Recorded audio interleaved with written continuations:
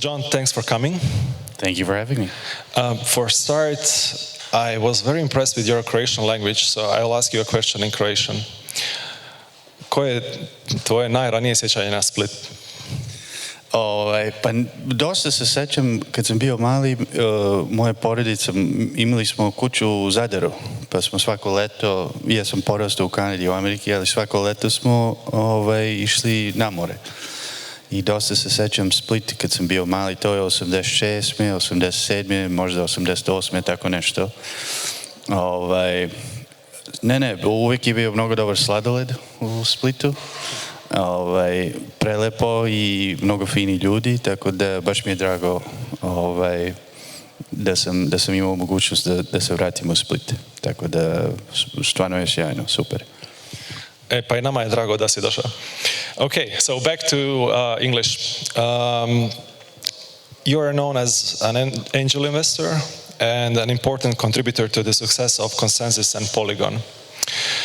What were your contributions to these organizations, and what are some of the rumors that you heard about yourself regarding these roles? Oh, okay, wonderful. Well, so Consensus was a tremendous experience for me. I was volunteering at a place called the Bitcoin Center in 2014, right next to New York Stock Exchange, 40 Broad Street. This guy named Nick Spanos set up the Bitcoin Center, and it was an educational basically resource at the time. Not many people knew about Bitcoin, and that's where I met many early people, including Joe, so Joe Lubin. Actually, Joe was one of the biggest local Bitcoin traders in New York, so you could meet him in a cafe in Soho and trade Bitcoin, and he would tell you about merge mining, back in like 2012. Okay, it was an unbelievable experience. But anyway, I met Joe. Obviously, Ethereum was gaining a lot of momentum, and I was very fortunate to be, I guess, one of the first people to join Consensus. I spent 6 years there, very intense 6 years, focused on trying to help build Ethereum. Along the way, I met a bunch of interesting people, and I met this strange, unknown, lowly researcher guy in Belgrade, this guy Mihailo, who actually used to work at nightclubs before, promoting nightclubs. And I said, what does this guy know about Ethereum research? Of course, he had this interesting idea. The proto-Polygon concept was called NETH, N-E-T-H, and it talked about multiple scaling solutions in one. However, and so we were thinking of ways to take it forward, and basically Mihailo realized it would be better to try and partner with an existing network or an existing group of people, and that's how Matic and Mihailo got together, and it rebranded to Polygon. We had a wild couple of years there. I would say both of the experiences taught me that actually when it comes to Ethereum, you have to sort of work for a really long time before something comes together. Because actually Polygon started like in 2016, really. That's when Neth started. And Matic launched in 2017. And it wasn't until 2021 that it finally started to grow. Likewise, Consensus, it started in late 2014. And even though there was a lot of early excitement, 2016, 17, 18, etc., Consensus was not a sustainable organization. It was just burning a lot of Joe's ETH, basically. It took a good 6-7 years before it started to become much more sustainable. So I guess, what did I learn? I learned that it takes a very long time to build sustainable things in Ethereum, but once you do, you have a very strong flywheel, just because the base infrastructure is so resilient. And some of the craziest rumors, I would say there's rumors that I'm, kind of like, I don't know, some kind of like a multi-billionaire or something. There's all these like crazy rumors around things like that. But otherwise, I don't really recall anything too crazy. But both were tremendous experiences, and I'm very, very grateful. And it's nice to see both organizations doing well. Okay, and now you're executive director of Telos. Can you give us one sentence pitch for Telos? Oh yeah, sure. It's if you guys remember those before Netflix, okay, it was like VHS, right? Telos is like a Hollywood B movie that went straight to VHS, okay? It's like a little cult, it's got a little cult following. What I'm trying to do is basically turn it into a venture production studio and an innovation hub, specifically focused on ZK. And the reason for that is because I think ZK is the end game. However, ZK innovation is very, very hard when you're super locked in with big VC money and a kind of like set of constraints that make it very hard to actually innovate. And so I thought, well, maybe there's a small network out there with a good group of people, and we can treat it like a little bit of an experiment, like a lab. And that's kind of what Telos is. So it's focused on hardware acceleration. I think Ethereum will have to go back to proof of work. I think it will have to go back to proof of work in a hybrid model with useful proof of work driving consensus, so ZK proving. Actually, there's already ASICs being manufactured at large scale. Axial is one company. You can see it on my Twitter. And so I'd like to experiment in this space and see how it goes. And I had considered joining some other big networks, but you really need to be very flexible with ZK innovation because there's so many assumptions that are invalidated or yet to be validated. And so, sorry, I know that wasn't one sentence, but Telos is like a weird little lab experiment, and hopefully we've got some benchmark testing ongoing right now, and we'll be producing some results, and then we'll just see what happens. So that's it. Okay. You're also one of the biggest and most active angel investors in Web3 and crypto space. What is your experience and most important take on the investment culture in Web3? Well, I think to be a successful VC in Web3, you have to be really stupid and really, really lucky. Okay, those are kind of the two main ingredients. You have to embrace the left bell curve tremendously because it's very, very difficult to understand exactly what's going on, and it's even more difficult to predict correctly. There's so many things that have gone completely in a different direction than one would have imagined at the onset. And likewise, everything changes so fast. So, but I guess in all seriousness, it's very important to bet on people. So people that have a very good work ethic, people that know how to interact with each other. So default to respect, understanding when there's a hard problem, how to deconstruct the problem, and staying very persistent. I think you can make some reasonable assumptions about, let's say, a thesis. My thesis is I think Ethereum is tremendous, and it is going through an evolution, and so I want to help support, particularly at the lower levels of the stack. And moreover, I think that, and Vitalik was talking about this on Farcaster just the other day, there's all these VCs that are willing to put in $1 million or more into something that they think is going to become $1 billion company, and you see this it's like almost like mass formation, it's like mass psychosis formation where they just like all get into line and follow the latest new trend. But the reality is those, and Vitalik said this, those who are willing to put in $5 million into something that's going to make 1 million, implying that obviously you can lose a lot of money and it's not necessarily exactly clear. I think those are the kinds of, I mean, it's the type of framework that I think makes a lot of sense in Ethereum, actually, and we were talking about this morning when we were having coffee. MetaMask was a company that was incubated by Consensus, and for many years it was unclear, first of all, why we were even doing it, what the business model could look like. I mean, it was just burning money. It was a money pit. And at some point, actually, even in 2019, a lot of our business people were trying to kill the project. Of course, later it became more clear, and now it's sort of like basically a very successful business. I think many examples across Ethereum like this, insofar as it's very difficult at the onset to predict. Instead, you just have to have really strong conviction, really good people. And then, if you need to, you just keep plowing money in, and that's fine, because that doesn't really matter. The innovation is what really matters. And so, all that to say, I'm very excited about Ethereum. I think I'm also getting more excited about Bitcoin in some ways, and there are some other interesting things going on as well. But I'm mostly interested in people, particularly those that have a very good work ethic and are willing to persist and stay with it for a long time, because that's really what's required. Okay. You have invested in one Croatian Web3 startup. Are you seeing any interesting startups in Croatia or broader Southeast Europe? If not, why not? Or I was very fortunate to meet. It's called Gepek. Gepek means trunk in Croatian. These guys are doing like a fun little car sharing thing for logistics. But generally speaking, I would say in Croatia and indeed across the Balkans, the culture among the young people is very, very dynamic.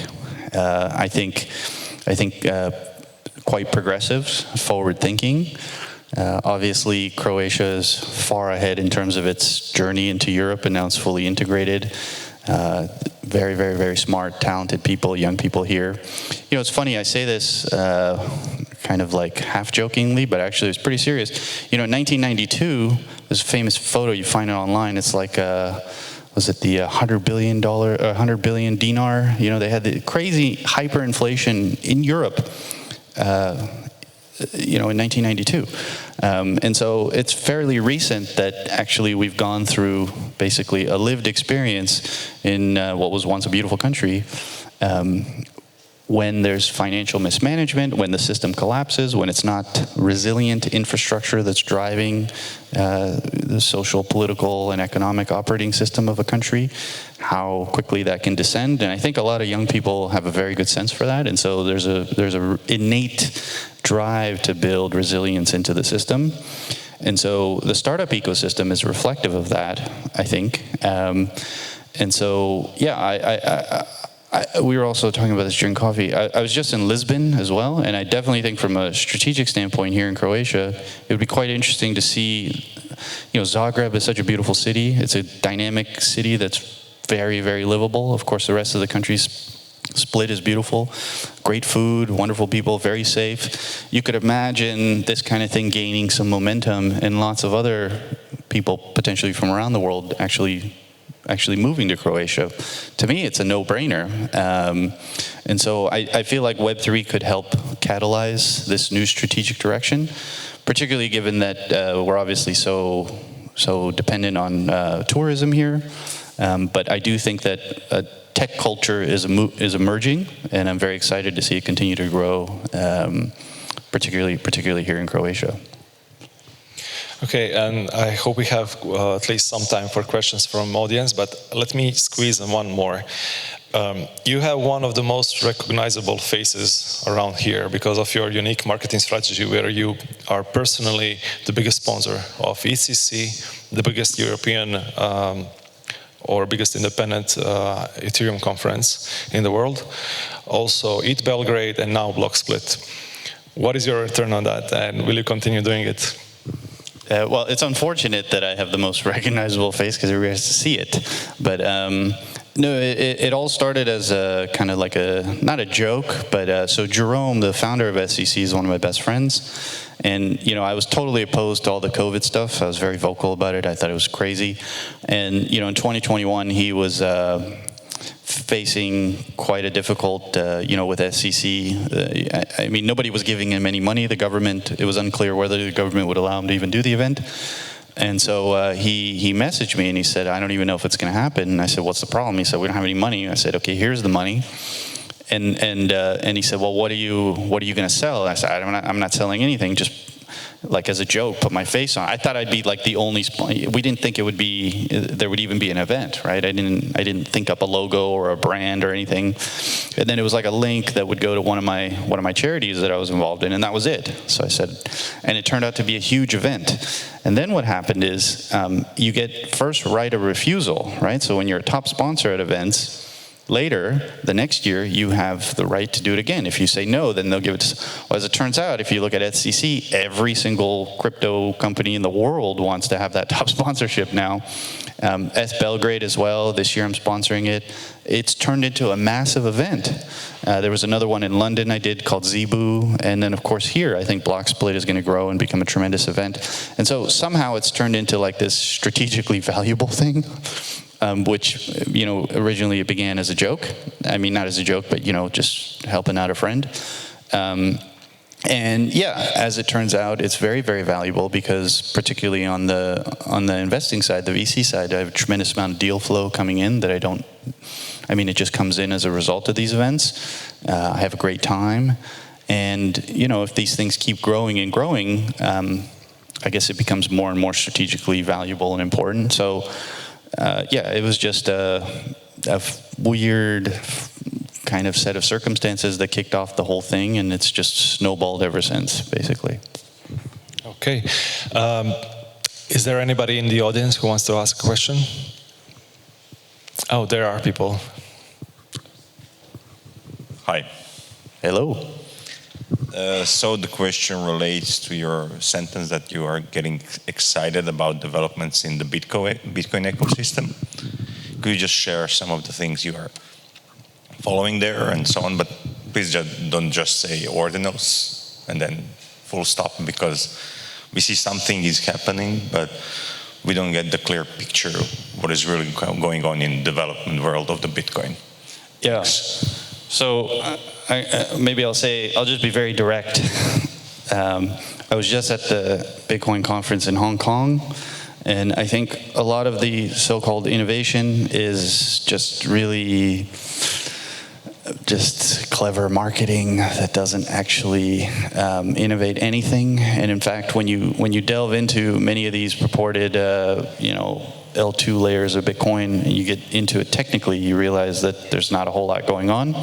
However, I do think, my buddy Eric Wall and Udi, the concatenation stuff is interesting. Opcat is probably, and then there's other bold claims, like Polyhedra claims that you can do ZK proving inside the opcode. And I said, I need to verify that claim. My biggest concern is that there's so much money and so much interest going into building the Bitcoin L2 layer that it's going to convert into momentum for a hard fork.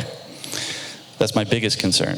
Now, there's already, of course, to do the concatenation stuff, it's only 9 line of codes. Satoshi wrote it. Okay, so it's a soft fork. I don't view that as particularly contentious. But I do think that when you look at, I've seen so many decks. I get so many decks from these projects because they want me to invest. And by the way, the big money in China, or let's say in Asia, generally speaking, they're very excited by this stuff. Okay, and I understand the investment thesis. Just spray a bunch of money into this thesis, and eventually a Bitcoin L2 will emerge. But the thing is, so much of it is going into the ecosystem, I think, in a very inefficient way. And I think we have to be very, very careful that it doesn't then manifest into momentum for a hard fork, just because there's going to be a lot of money behind that, driving the politics of it. So anyway, yeah, the Opcat stuff I think is interesting. It's not terribly intrusive. Like I said, Satoshi wrote the code. It's only 9 lines. It's just concatenation. It's probably the most excited, let's say it's the most credible project as far as I can find right now that I'm excited about. Yeah. Okay, we have 1 more minute. Yeah. Oh, sorry, I already got the mic here. Hello, John. First of all, thanks for sponsoring the conference. And I wanted to ask you, as an investor who's been in the space since its very early phases and who's seen it develop, what factors do you see for crypto entering mass adoption? Like, how much of it is that to regulation? How much of that is going to be to just wider masses of people understanding how crypto works? How do you see crypto spreading to the next 10, 15%? Well, I would say that. So I meet lots and lots of young people, early 20s now. They've been doing this stuff for like 10 years, since they were like 12, 13, 14 years old. And so I think focusing on young people is probably more interesting, in my opinion. And so when we say mass adoption, I think in particular with young people, it's very, very easy to onboard them. You see things like, obviously, degen, right? It's L3 of base. It's just an enormous amount of traction very, very quickly, and it's all young people. And they just pick it up natively, like you don't even need to explain anything whatsoever. And so, yeah, that's kind of like, let's say, what I'm focused on. Moreover, there's a really excellent abstraction technology that's emerging, the extent to which you leverage it. Obviously, we talked about Cometh and, this kind of like onboarding tool that they have that abstracts everything away. And then the most important thing is to just be very mindful that this stuff takes a long time to build, and you should be building for real value rather than maybe kind of like following trends. But yeah, young people and some of the account abstraction stuff, I think, is like very exciting in terms of driving new adoption. Okay, let's squeeze one more question. There was a lady in the, yeah. Quick, oh my goodness. So first of all, just a quick comment. I just wanted to say there's a huge digital nomad community in Split, and it would be great to see more collaboration between Croatians here and all the internationals. My question is about identifying grit and persistence in your partners. I think I've found, as a founder myself, that it's very difficult to find collaborators who are going to stay for the long haul and not just like say they're excited and then flake out suddenly after 6 months. So how do you look for that? Yeah, that's a very good question. So with respect to Ethereum, this is really, I would say in my experiences, all of my colleagues and people that I've worked with for very long periods of time that are very gritty and, they love Ethereum, but they're also like, they've got this inner Bitcoin maximalist.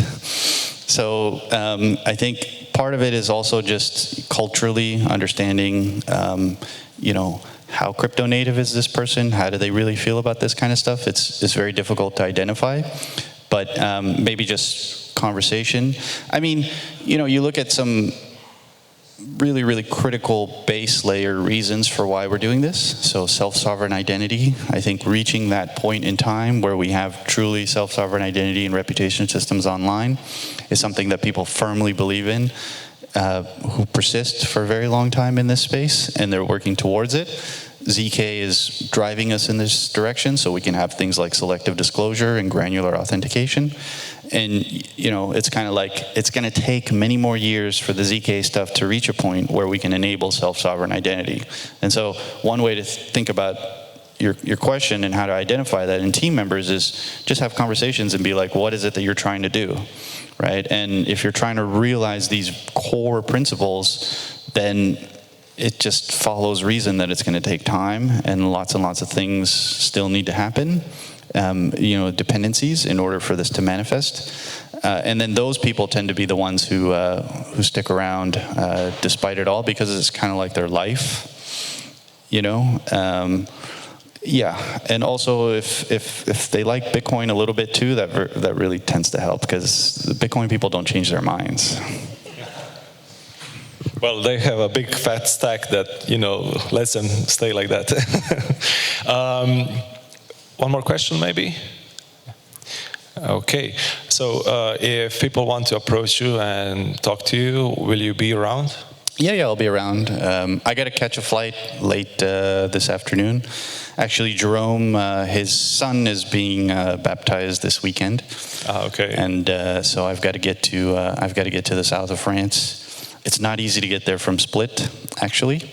But I'll be around for at least a few more hours. So. Well, thank you for this talk, and thank you for coming to BlockSplit. Thank you for sponsoring us. Your support was invaluable for us, and I hope that you'll come next year. Thank you for having me. Wonderful.